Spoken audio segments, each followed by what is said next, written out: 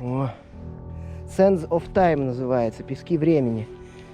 Не знаю, насыпали ли их недавно, или они тут были еще со времен Александра Македонского.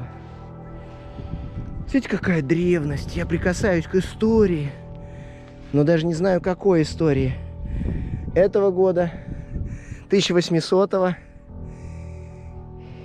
или какого-нибудь 4 века до нашей эры. Я себя сейчас почти 40 лет ощущаю человеком, который далекие-далекие 90-е годы прошлого века еще, я был одним из тех, кто мог реально лазить прямо вот этими ногами и руками по египетским пирамидам, по настоящим египетским пирамидам. Сейчас туда на пушечный выстрел никого не подводят, по той причине, что типа архитектурные памятники, чтобы там, не дай бог, никто пылинку не унес. А я ходил так.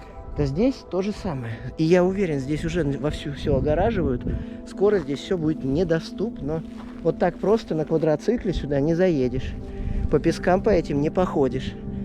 Так что пользуйтесь, как говорится, лови момент. Вот. Лови момент, чтобы преисполниться, прикоснуться к истории, а не проводить все время лежа на пляже. Оставайтесь на канале Лёхи Лиса, здесь интересно. И не только про мотоциклы.